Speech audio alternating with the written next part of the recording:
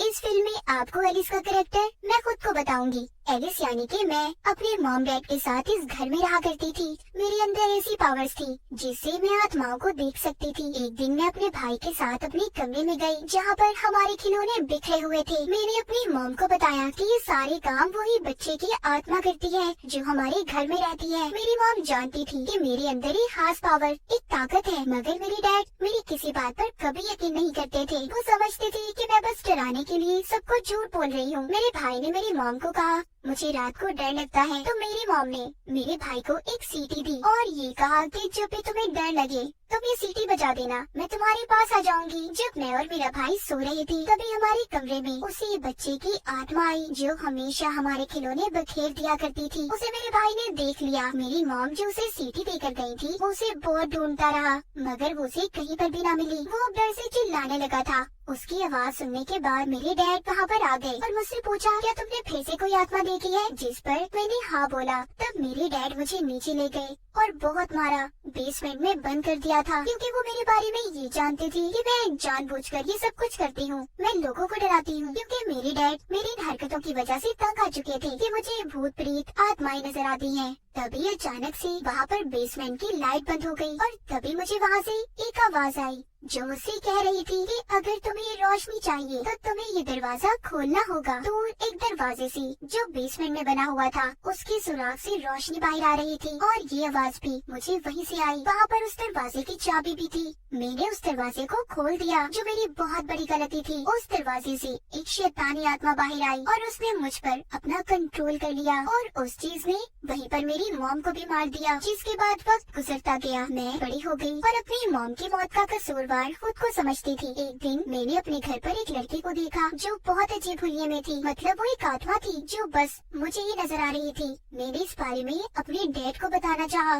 मगर हमेशा की तरह उन्होंने मुझ पर यकीन ही नहीं किया और मुझ पर हाथ उठाने लगे। तो मैंने भी अपने डैड का मुकाबला किया और फिर मैंने अपने घर से जाने का फैसला कर लिया था। मैंने हमेशा के लिए अपने डैड और भाई को छोड़कर अपने घर से भाग गई। इसके बाद कहानी आती है 2010 में। फिर थोड़ा सा बड़े होने के बाद मैं अपने दो साथियों के साथ रहने लगी और मैं उन लोगों की मदद किया करती थी जो भूत आत्माओं से तंग थे, जिनके घर पर बुरी आत्माओं का राज होता था। आज मुझे मैक्सिको से एक आदमी की कॉल आई जिसने मुझे बताया मेरे घर में सब कुछ अजीब हो रहा है। जब मैं अपने दो साथियों को लेकर उस घर में गई तो मैं उस घर को देखकर हैरान हो गई। ये वही घर था जहाँ पर मैं बचपन में अपने मॉम डैड और छोटे भाई के साथ रहा करती थी। फिर मैंने उस घर की छानबीन शुरू की। मुझे वहाँ पर बहुत सी चीजें ऐसी मिली जो मेरे बचपन से जुड़ी हुई थी क्योंकि कई सालों से उस जगह पर कोई नहीं गया था। वहीं पर मुझे वो सीटी भी मिली जो बचपन में मेरी मॉम ने मेरे भाई को दी थी ताकि जब भी उसे डर लगे तो वो सीटी बजाकर मेरी मॉम को बुला ले। पर आखिरी बार जब हमने उस आत्मा को देखा था तो हमें ये सीटी कहीं नहीं मिली। अब मैंने उस सीटी की तस्वीर को ले लिया था। तभी वहाँ पर किसी आत्मा ने मुझ पर हमला किया और सीटी को मुझसे छीन लिया। फिर अगली सुबह छानबीन करने मैं एक कैफे में गई जहाँ पर मुझे दो लड़कियाँ भी मिली। मैं उनसे कुछ बात कर पाती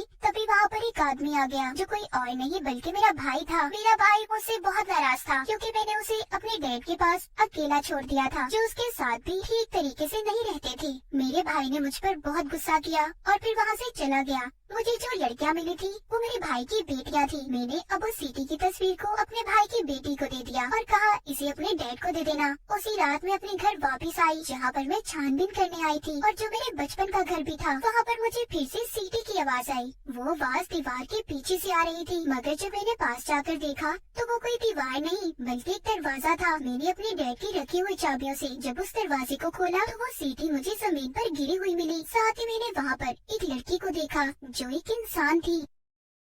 दरअसल जो आत्मा मुझे इस घर तक लेकर आई थी वो अच्छी आत्मा थी जो इस लड़की की मदद करना चाहती थी। तभी यहाँ पर वही आदमी आ जाता है जिसने मुझे यहाँ पर बुलाया था जो अब इस घर का असल मालिक था, पर उसके हाथ में गन थी। उसी ने इस लड़की को यहाँ पर कैद किया हुआ था। दरअसल बचपन में जो मैंने दरवाजा खोला था उसी में से जो शैतानी आत्मा बाहर निकली थी जिसने मेरी मॉम पर भी हमला करके उन्हें मार दिया। अब उस आत्मा ने इस मालिक मकान पर भी अपना कंट्रोल कर लिया था और उसी ने इस लड़की को कैद भी किया हुआ था। अब खैर वो मालिक मकान हमें कुछ कहता, तभी मेरे एक साथी ने आकर उस पर हमला कर दिया, जिस वजह से उसकी मौत हो गई। अब जब मैं पुलिस स्टेशन गई तो मुझे पूछताछ से पता चला कि वो लड़की जो मुझे बेसमेंट में मिली थी, उसको पुलिस 4 महीने से ढूंढ रही थी। उधर घर में भाई भी अपनी 2 बेटियों के साथ आता है, जिस घर में वो बचपन में रहा करता था, और ये वही घर था जहाँ पर हर वक्त खौफनाक चीजें हुआ करती थी। वहाँ पर मेरा भाई दरअसल वही सीटी लेने आया था जो हमारी मॉम की आखिरी निशानी थी, मगर गलती से मेरे भाई की बड़ी बेटी बेसमेंट में चली गई और उस पर भी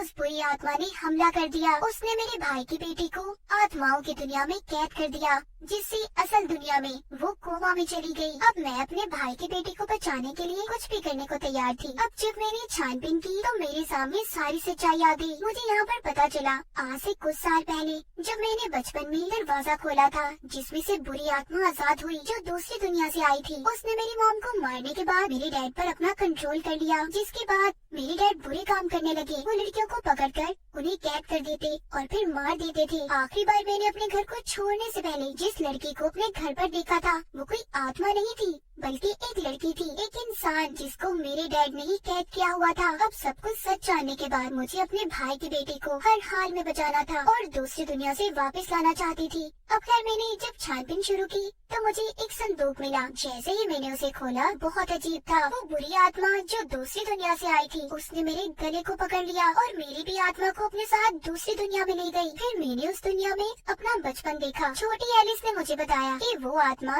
जो हमारी दुनिया में है उसे की फेस कहा जाता है, जिसके पास हमारी दुनिया और दूसरी दुनिया की चाबियां हैं। तभी वो आत्मा पीछे से मेरे पास आई और उसने मेरा गला पकड़ लिया, जिसके बाद असल दुनिया में मैं भी कोमा में चली गई। वहीं पर मेरे भाई की दूसरी बेटी जो कि अपने बारे में अपने डैड को ये कहती है कि उसके अंदर भी मेरी जैसी ताकतें थी, वो आत्माओं को देख सकती थी, वो सीधा आत्माओं की दुनिया में जा सकती थी। इसीलिए अब वो मुझे बचाने और अपनी बहन को बचाने दूसरी दुनिया में आ गई थी। उसे वहीं पर उस लड़के की आत्मा मिलती है जिसको आखिरी बार मैंने अपने घर पर देखा था। वो उसे रोशनी देती है और ये कहती है कि तुम्हें उस दीवार के पार जाना है।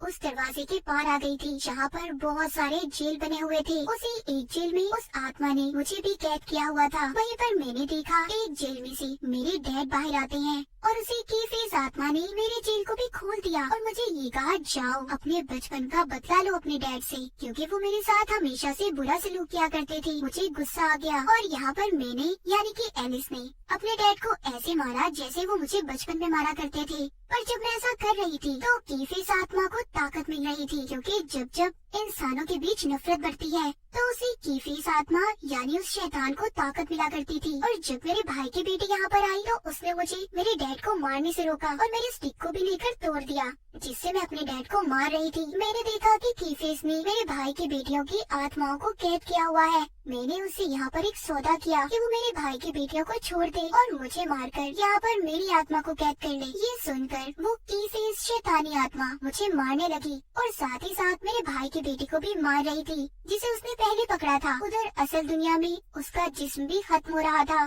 तभी उस दुनिया में जहाँ पर मैं कैद थी, मेरे डैड ने उस की फेस पर हमला किया तो उसने उनकी आत्मा को भी खत्म कर दिया और फिर जिसके बाद उसने मेरे गले में अपनी उंगलियां डाल दी। पर तभी मेरे भाई की छोटी बेटी ने मुझ तक वो सीटी फेंकी जो मुझे बचपन में मेरी मॉम ने दी थी। जब मैंने उस सीटी को बजाया तो वहाँ पर मेरी मॉम आ गई। उन्होंने उस की फेस शैतानी आत्मा को खत्म कर दिया। अब मैं अपने भाई की बेटी की आत्मा को उसके जिस्म तक पहुंचाना चाहती थी, मगर हमें वहाँ से निकलने का कोई रास्ता नहीं मिल रहा था। तभी मुझे एक दरवाजा मिला जिसकी चाबियां भी मेरे पास थी। जब मैंने उसे खोला, उसके अंदर जाकर मुझे अपने भाई की बड़ी बेटी का जिस्म नजर आया, जिसके बाद मैंने उसकी आत्मा को उसके अंदर भेज दिया। उससे हुआ ये, उसे असल दुनिया में भी होश आ गया। फिर मेरी मॉम ने मुझसे कहा, कभी भी अपने आप को मेरी मौत का कसूरवार मत समझना, और ये कहकर वो आत्माओं की दुनिया में चली गई। जिसके बाद मुझे और मेरे भाई की छोटी बेटी को भी असल दुनिया में होश आ गया, पर हम बहुत जख्मी थे। जिसके बाद हमें हॉस्पिटल ले जाया गया। वहाँ पर मेरा भाई भी था।